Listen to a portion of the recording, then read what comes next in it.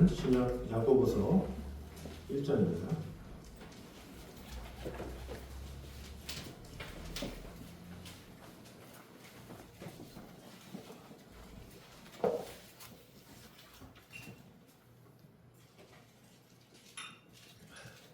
야고보서 1장 1절에서 4절까지 말씀입니다.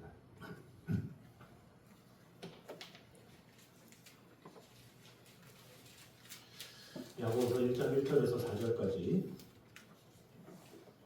우리 한 목소리로 같이 읽어보겠습니다. 하나님과 주 예수 그리스도의 종 야고보는 흩어져 있는 12지파에게 문안하노라. 내 형제들아, 너희가 여러 가지 시험을 당하거든 온전히 기쁘게 여기라.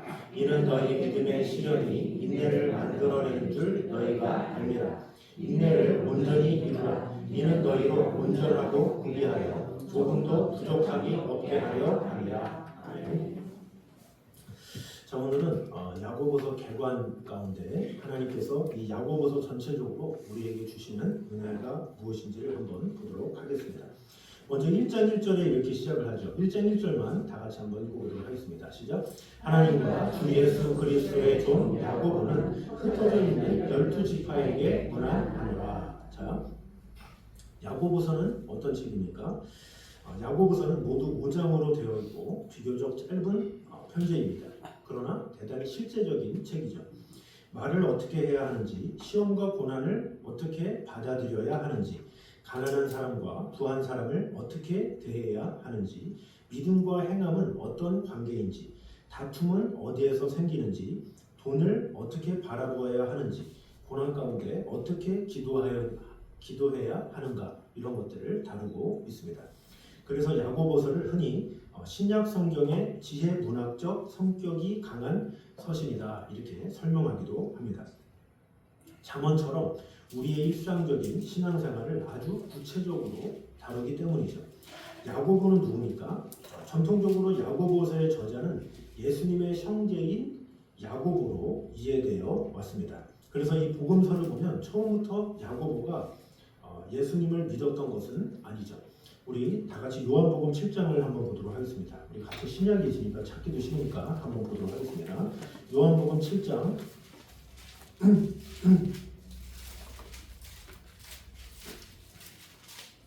5절 말씀을 보도록 하겠습니다. 요한복음 7장 5절 신약 155페이지입니다.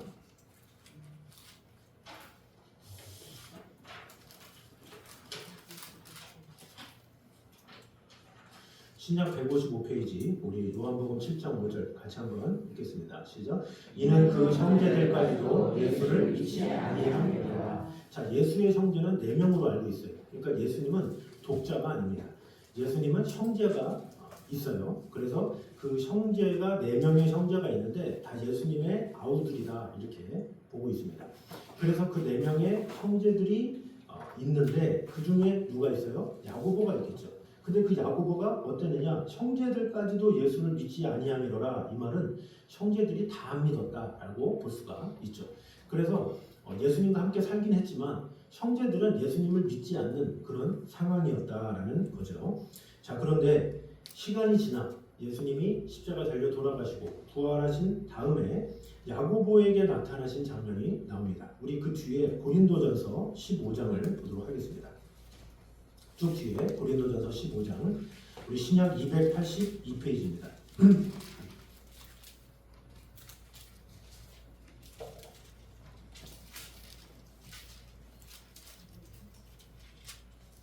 고린도전서 15장 7절 신약 282페이지 우리 같이 한번 읽겠습니다. 시작. 그 후에 야고보에게 보이셨으며 그 후에 모든 사도에게와 하면서 8절에 맨나중에 만삭되지 못하여 난 자 같은 내게도 보이셨느니라 이렇게 말씀하고 있죠. 그러니까 예수님이 부활하신 다음에 먼저 5절에 게바에게 보이시고 베드로를 말하는 거죠. 후에 12제자에게와 그리고 6절에 그 후에 500의 형제에게 일시에 보이셨나니 그 중에 대다수는 살아있고 어떤 사람은 잠들었고 그 다음에 7절에 그 후에 야고보에게 보이셨다 이렇게 말을 하고 있습니다. 자, 그 후에 야고보는 예루살렘 교회의 중요한 지도자가 되죠. 그래서 그 유명한 예루살렘 공의회라고 있어요. 사도행전 15장에 보면 나오는데 그 예루살렘 공의회에서 지도자 역할을 했던 게 바로 야고보입니다. 그러니까 이 야고보가 처음에는 예수님을 안 믿었는데 부활하신 예수님을 만나고서 그가 참 제자가 되고 나중에는 지도자가 돼서 그 예루살렘 공의회에서 되게 중요한 안건이나 이런 것들을 판결한 사람이 바로 야고보죠. 자, 그런데 이 야고보서의 첫 문장, 다시 야고보서로 가보도록 하겠습니다. 다시 야고보서로 가면 자, 하나님과 주 예수 그리스도의 종 야고보는 하면서 뭐라 그럽니까? 흩어져 있는 12지파에게 문안하라 이렇게 말씀하고 있죠. 자, 여기 보면 첫 문장이 뭐라 그럽니까? 자신을 예수님의 동생 야고보다 이렇게 소개하지 않고 하나님과 주 예수 그리스도의 종 야고보다 이렇게 소개를 하고 있죠. 그러니까 육신적으로는 예수님과 가까웠다라는 것을 내세우지 않고 나는 주님의 종입니다 이렇게 자신을 소개하고 있죠. 그런데 누구에게 쓴 편지입니까? 1절을 다시 보면 흩어져 있는 12지파에게 문안하노라 이렇게 말하고 있죠. 그래서 일반적으로 여러 지역에 흩어져 살아가던 유대계 그리스도인들을 중심으로 쓴 책이다 이렇게 볼 수가 있죠. 이들은 천안한 환경에서 신앙생활을 하던 사람들이 아니었죠.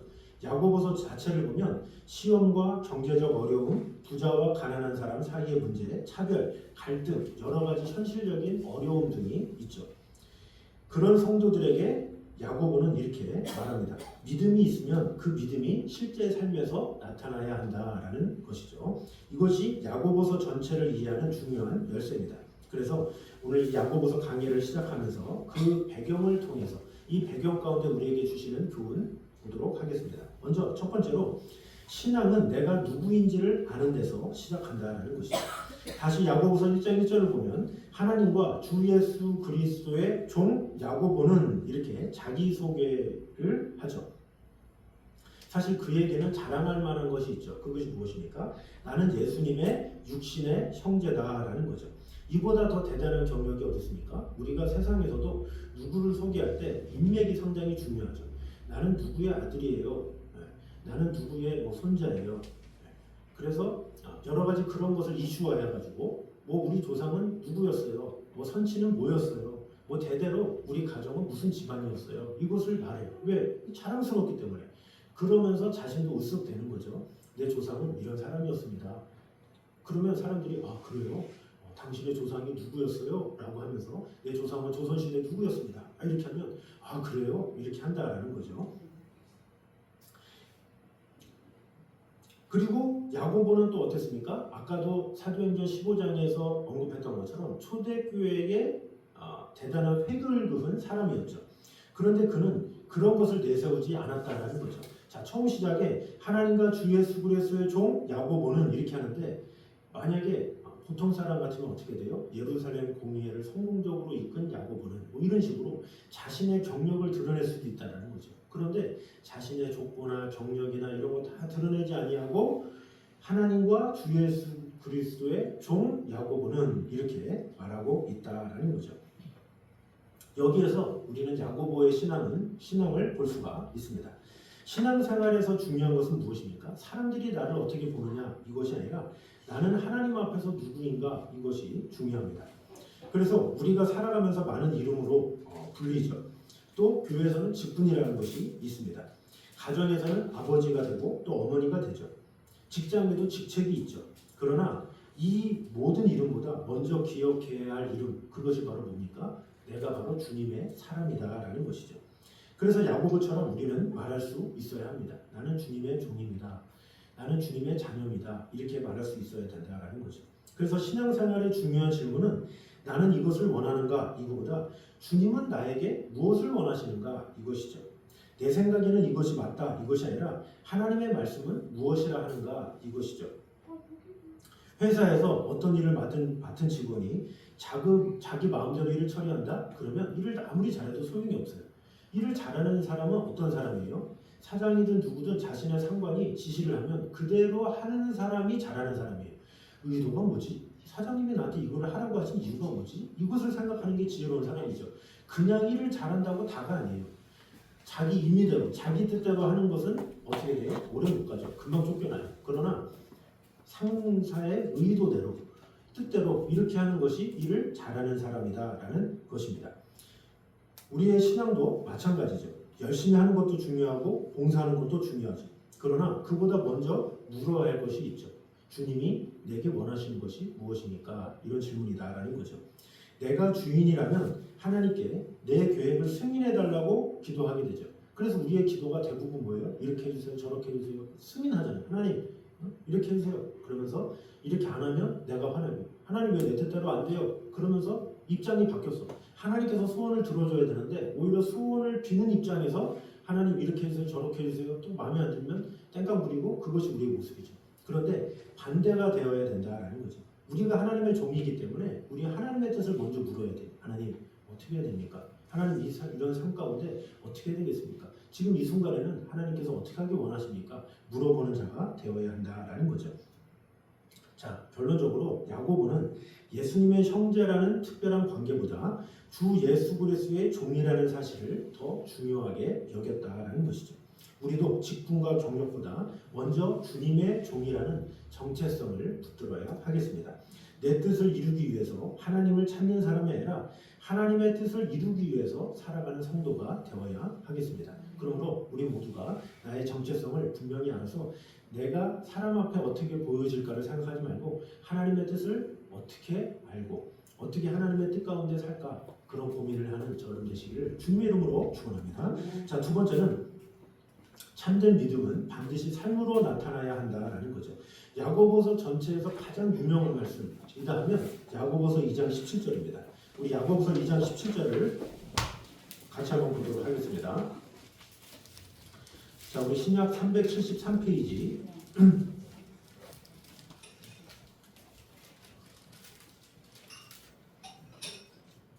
야고보서 2장 17절입니다. 같이 한번 읽겠습니다. 시작. 이와 같이 행함이 없는 믿음은 그 자체가 죽은 것이라. 아멘. 자, 야고보서가 기록된 배경을 보면 성도들에게 여러 문제가 있었죠. 왜냐? 그 당시 때 말로만 믿는다고 하면서 사람을 차별하는 경우가 있었습니다. 말로 다른 사람에게 상처를 주기도 했고 또 서로 다투었습니다. 가난한 형제의 필요를 보면서도 실제로 돕지 않는 문제가 있었습니다.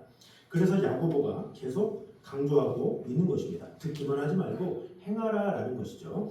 우리 1장 22절을 다시 보도록 하겠습니다. 야고보서 1장 22절. 야고보서 1장 22절입니다. 시작. 너희는 말씀을 행하는 자가 되고 듣기만 하여 자신을 속이는 자가 되지 말라. 자, 야고보서가 말하는 것은 행함으로 구원받는다 이 말이 아니에요. 우리가 그것을 잘 이해해야 돼요. 그러니까 로마서와 야고보서를 보면 로마서는 믿음을 강조하고 야고보서는 행함을 강조하는데, 그러면 구원받는데 뭐냐? 믿음이냐 행함이냐 이것을 말하는데, 야고보서가 말하는 것을 분명히 알아야 돼요. 믿음으로 구원을 받아요. 믿음으로 구원을 받는데 정말로 믿으면 열매가 나타나야 한다라는 거죠. 우리가 남녀 간에 사랑을 하잖아요. 근데 사랑의 어떤 고백으로만 결혼합니까? 아니죠.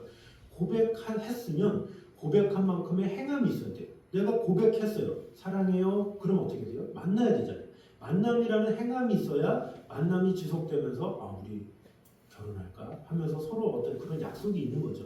그냥 고백만 하고 안 만난다? 그러면 사랑하는 게 아니죠. 그래서 진정한 고백은 뭐냐? 행함까지 가야 이 사람이 진짜 나를 사랑하는구나 알고 결혼을 하는 거예요. 고백만으로 끝나는 것이 아니라 행함까지 이루어져야 되는 거예요. 믿음도 마찬가지죠. 내가 주님을 사랑합니다 라고 입술로 고백만 하면 되는 게 아니라 그것이 행함에 따라와야 돼요. 자, 실질적으로 우리가 예배를 드리면 어때요? 사도신경을 하잖아요. 나는 전능하신 아버지 하나님 천지의 창조주를 믿습니다. 자, 여기서 앞에서 하기 때문에 우리가 고백을 해요. 근데 이 고백이 내가 진실로 우러나와서 하는 고백인지 아니면 앞에 나와서 자막에 나오니까 그냥 따라하는 건지 모르잖아요. 그렇지 않습니까? 우리는 고백을 해요. 나는 전능하신 아버지 하나님 천지의 창조주를 믿습니다. 이런 고백을 우리가 하는데 형식적으로 그냥 예배니까 하는지 아니면 자막에 나왔으니까 하는지 아니면 진짜 믿음이 있어서 하는지 몰라요. 근데 어떻게 알아요? 그의 삶을 통해서 알 수가 있는 거예요. 그 삶을 통해서 정말로 창조주이신 주님을 믿으면 기도하는 사람이겠죠. 뭐 식사하기 전에 기도한다든지 아니면 평소에 성경 읽기를 한다든지 뭔가 예배를 드리기에 힘쓴다든지 그것을 통해서 아 하나님을 사랑하는구나 이렇게 아는 거예요. 그러니까 고백만으로 되는 게 아니라 진짜 고백이면 행함까지 따라와야 그게 진정한 믿음이다라는 것이죠. 그래서 야고보서는 계속 우리에게 질문을 하는 거예요. 당신이 믿는다는 것을 무엇으로 보여주고 있는가? 그것을 말하는 거예요. 야, 믿는 건 믿는다는 걸 알겠는데 그 믿는다는 거에 대한 증거가 뭐야? 이렇게 말하는 거죠. 그래서 예배를 드렸다면 월요일의 삶이 달라져야 되고 말씀을 들었다면 우리의 말이 달라져야 한다라는 것이죠. 하나님의 사랑을 받았다면 사람을 대하는 태도가 달라져야 하고 섬김을 배웠다면 섬김을 섬겨야 한다라는 거죠. 기도를 배우면 어떻게 됩니까? 어려움이 생길 때든지 어떨 때든지 기도하는 자가 되어야 되겠죠. 자, 예수님께서 선한 사마리아인의 비유를 말씀하셨죠. 근데 그 선한 사마리아의 비유에 누가 강도를 만나서 쓰러져 있어요. 근데 누가 지나가요? 제사장이 지나가죠. 레위인이 지나가죠. 다 지나가는데 나중에 누가 지나가요? 사마리아인이 지나가네. 근데 누가 구해줘요? 사마리아인이 그 강도 만난 자를 구해줘요. 자, 이 말이 어떻게 보면 야고보서와 딱 맞는 말이에요. 그 당시 때 제사장이나 레위인처럼 율법을 잘하는 사람이 있습니까? 그 사람들이야말로 모세 오경을 달달달달 외우는 사람이에요. 근데 그런 사람이 막상 강도 맞는 자가 있으니까 그냥 지나쳐버렸죠. 그건 뭐예요? 하나님을 사랑하노라 하고 행하지 않은 거죠. 근데 사마리아인은 어때요? 말씀에 대해서 얼마나 알겠습니까? 이방에 속했다고 무시를 당하기 때문에 오히려 멸시를 당하기 때문에 하나님의 말씀을 제대로 알 수 있는 기회조차 없는 사람이에요. 그런데 그가 강도 만난 자를 만났어요. 어떻게 해요? 그를 일으켜 세워서 업어서 주막에 가서 거기서 자, 이 사람들을 잘 돌봐주세요. 혹시 모자라면 제가 와서 갚겠습니다. 이렇게 말을 하면서 그를 극진히 돌보죠. 이것이 바로 진정한 선이다. 예수님께서 말하는 거예요. 누가 강도 만난 자의 이웃이 되겠느냐? 예수님께서 말씀하시죠. 이게 뭐예요? 아는 게 중요하지 않다는 거예요. 하나님을 사랑합니다. 이런 고백이 중요한 것이 아니라 고백을 한다면 그에 맞게 행하느냐 행하지 않느냐 이것이 중요하다는 거죠. 당신 날 사랑해? 네. 계속 물어보잖아요. 이게 남녀관계는 그런 게 있어요. 항상 날 사랑해? 왜? 행함이 없기 때문에 물어보는 거야. 행함이 있어야 아, 날 사랑하는구나 이래야 결혼하지. 사랑하지도 않는데 어떻게 결혼해요? 그럼 비극이죠. 마찬가지예요. 우리가 하나님을 사랑하노라 하면 어떻게 돼요? 그 사랑을 나타낼 수 있도록 마음을 다할 수밖에 없다라는 거죠. 그래서 야고보서가 우리에게 묻는 것도 바로 이것이죠. 당신의 믿음은 지금 어디에서 나타나고 있는가라는 것입니다. 우리가 야고보서를 공부하면서 성경 지식 하나를 더 얻는 것에 만족하지 않으면 좋겠습니다. 하나님은 우리가 지식 얻는 것을 좋아하지 않아요. 지식을 얻은 만큼 행하기를 좋아하지. 지식을 조금 얻었다 할지라도 더 많이 행하면 더 기뻐하시죠. 그런데 우리는 대부분 지식 얻는 것에서만 그치기 때문에 문제가 일어난다라는 거죠. 그래서 말씀을 듣고 한 가지라도 더 고치고 더 사랑하고 더 믿음을 보여주는 성도가 되시기를 주님의 이름으로 축원합니다. 자, 마지막 세 번째로 어려움 가운데서도 끝까지 믿음을 지켜야 한다라는 거죠. 우리 1장 1절을 다시 보면 하나님과 주 예수 그리스도의 종 야고보는 흩어져 있는 12지파에게 문안하노라 이렇게 말을 하고 있죠. 자, 흩어져 있는 12지파다라는 것은 이들의 삶이 안정적이지 못하다라는 것을 말하고 있어요. 자, 이들이 흩어져 있는데 좋아서 흩어졌습니까? 나는 어디가 좋아, 나는 어디가 좋아, 어디 도시가 살기 좋대 이렇게 해서 간 게 아니에요. 핍박으로 인해서 흩어진 거예요. 그 초대교회에 핍박이 일어나죠. 너희는 가서 모든 족속으로 제자를 삼아 아버지와 아들과 성령의 세례를 주고 막 하면서 예수님이 지상사명을 얘기하죠. 그 지상사명의 또 다른 내용이 사도행전 1장 8절입니다. 오직 성령이 너에게 임하시면 너희가 권능을 받고 예루살렘과 온 유대와 사마리아와 땅끝까지 이르러 내 증인이 되리라 그랬어요. 그런데 성령이 너희에게 임하시면 너희가 권능을 받고 예루살렘에서 끝나지 않고 온 유대와 사마리아와 땅끝 이렇게 나오죠. 왜 그래요? 하나님의 복음은 모든 이에게 전파되기 원하기 때문이죠. 그런데 그 유대인들이 서로 모여서 자기들끼리만 예배를 드렸어요. 그래서 어떻게 돼요? 갑자기 고난이 시작되죠. 극심한 고난이 시작되니까 그들이 흩어지기 시작했어요. 그러니까 흩어지는 건 어떻게 보면 이들이 그냥 모여서 서로 즐겁게 예배만 했다? 그러면 복음이 전파될 수가 없잖아요. 그래서 하나님께서 일부러 고난이라는 걸 통해서 그들을 흩으신 거예요. 그래서 지금 흩어져 있는 12지파다. 이것은 지금 불완전한 상황 가운데 있는 핍박으로 인해서 어려움에 처한 그런 사람들을 말하고 있는 것이다 라는 것이죠. 그래서 이들에게 보낸 편지다라는 거죠. 이 표현 자체가 이들의 삶이 안정적이지 않았고 또 편지 안에는 시험, 가난, 억압, 갈등 이런 어려운 현실이 반복해서 등장합니다. 자, 그래서 야고보서가 보면 시작하자마자 나오는 말씀이 바로 1장 2절이죠. 1장 2절 다 같이 한번 읽겠습니다. 시작. 내 형제들아 너희가 여러 가지 시험을 당하거든 온전히 기쁘게 여기라. 이렇게 시작합니다. 그리고 마지막이 가까워 오면 또 다시 인내를 이야기하죠.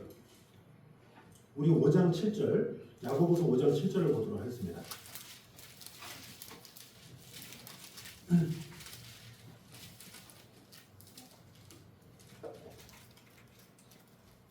처음 읽겠습니다. 시작. 그러므로 형제들아 주께서 강림하시기까지 길이 참으라.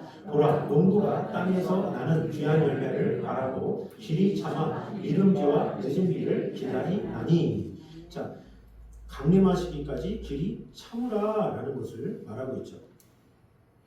자, 그리고 8절 보겠습니다. 그 다음에 시작. 너희가 길이 참고 마음을 굳건하게 하라. 주의 강림이 가까우니라. 이렇게 말씀합니다. 야고보서의 처음과 마지막이 연결이 되죠. 처음에는 시험 가운데 인내하라고 하고 마지막에는 주님께서 오실 때까지 인내하라 이렇게 말하고 있습니다. 왜 그렇습니까? 믿음은 좋은 환경에서만 필요한 것이 아니기 때문이죠. 오히려 믿음의 진가는 어려울 때 나타나죠. 그래서 기도했는데 응답이 늦어지고 또 옳은 일을 했는데 손해를 보고 또 믿음으로 살려고 했는데 더 상황이 어려워지기도 하죠. 그때 우리는 묻는 거예요. 하나님께서 정말 나와 함께 하시는가? 그때 야고보서는 말하고 있는 것입니다. 길이 참으라 이렇게 말한 것입니다. 자, 그래서 여기 5장 7절에 뭐라 그럽니까? 농부가 땅에서 나는 귀한 열매를 바라고 길이 참아 이른 비와 늦은 비를 기다리나니 이렇게 말을 하고 있죠. 자, 농부가 씨를 뿌리고 다음날 가가지고 열매가 안 나네 이렇게 하지 않죠. 때를 알아요. 그래서 하면 기다려야 돼요. 그 때가. 그러면 한 철이든지 한 계절이든지 그걸 기다리고 나서 수확을 하죠. 오늘 씨를 뿌렸다고 내일 수확할 수 없다는 것을 알기 때문에 느긋한 마음 가지고 한다라는 거죠. 땅속에서는 보이진 않지만 변화가 일어나고 있다는 사실을 농부는 알고 있습니다. 그래서 야고보도 실제로 농부의 모습을 이렇게 예로 들고 있다는 거죠. 우리의 신앙에도 기다림이 필요합니다. 기도했다고 모든 문제가 즉시 해결되는 것이 아니죠. 그러나 보이지 않는다고 하나님께서 일하시지 않는 것이 아니다라는 것입니다. 때로 하나님은 상황을 바꾸시기 전에 우리를 바꾸실 때가 있고 또 문제를 제거하기 전에 문제를 견딜 믿음을 길러주실 때도 있습니다. 그리고 그 과정을 통해서 우리를 성숙하게 하시죠. 욥이 대표적인 사람이죠. 실제로 야고보서 마지막에도 욥을 언급합니다. 우리 5장 11절 야고보서 5장 11절 같이 한번 읽겠습니다. 시작. 보라 인내하는 자를 우리가 복되다 하나니 너희가 욥의 인내를 들었고 주께서 주신 결말을 보았거니와 주는 가장 자비하시고 긍휼히 여기시는 이시니라. 아멘. 저희 보니까 욥은 자신에게 왜 이런 일이 일어나는지 알지 못했죠. 그래서 계속해서 주여 저에게 이런 왜 고난이 있습니까? 라고 하면서 질문을 하기도 합니다. 자, 그런데 모든 것을 이해한 다음에 믿은 것이 아니에요. 욥의 믿음이 왜 대단했느냐? 이해할 수 없지만 하나님을 놓지 않았어요. 오히려 친구들은 와 하나님을 떠나 그 아내까지도 그랬죠. 그런데 욥은 하나님을 떠나지 않았다라는 거죠. 이해할 수 없지만 그럼에도 불구하고 하나님을 신뢰했던 것이 바로 욥입니다. 야고보가 고난받은 성도들에게 욥을 이야기한 이유도 이것이죠. 지금은 이해되지 않는다고 해서 하나님의 이야기가 끝난 것이 아니다라는 것입니다.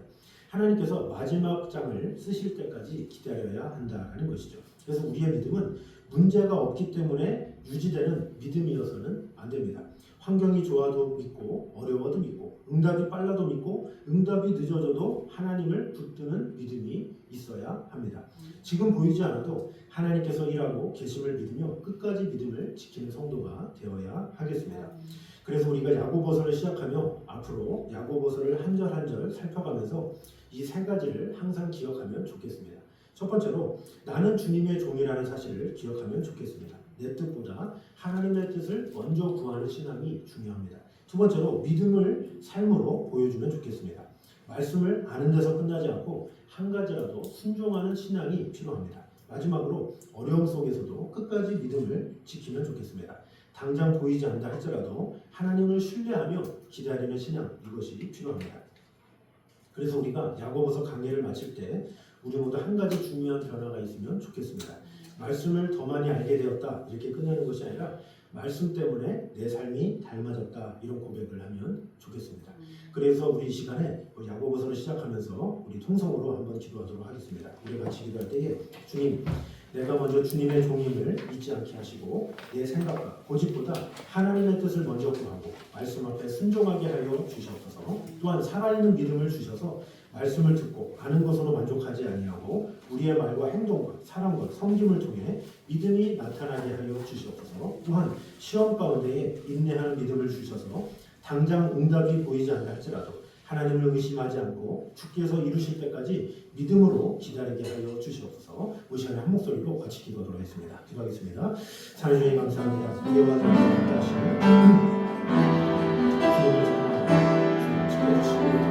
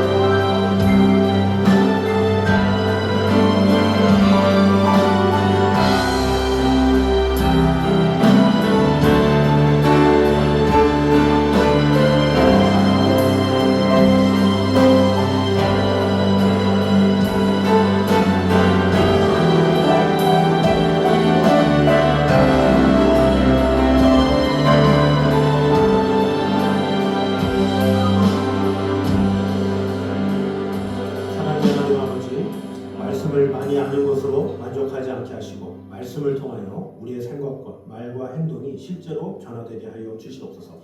야고보가 자신을 주 예수 그리스도의 종이라고 고백했던 것처럼 우리 또한 주님의 사람임을 잊지 않게 하시며 우리의 뜻보다 하나님의 뜻을 먼저 구하게 하여 주시옵소서. 행함이 없는 믿음에 머물지 않게 하시고 받은 은혜를 삶으로 나타나게 하시며 여러 가지 시험과 어려움 속에서도 하나님께서 일하고 계심을 믿고 끝까지 인내하게 하여 주시옵소서. 앞으로 야고보서를 살펴가는 모든 시간마다 성령께서 말씀을 깨닫게 하시고 깨달은 말씀을 한 가지씩 실천하여 우리의 가정과 교회와 삶의 자리가 변화되게 하여 주시옵소서. 지금은 우리 주 예수 그리스도의 은혜와 하나님 아버지의 크신 사랑하심과 성령님의 감동 감화 교통 충만하심이 주님의 종으로 살아가며 말씀을 듣는 데서 그치지 않고 삶으로 실천하고 모든 시험 가운데서도 끝까지 믿음을 지키기로 결단하는 모든 성도들의 심령과 가정과 일터와 교회 위에 지금부터 영까지 함께 있기를 간절히 축원하옵나이다. 아멘.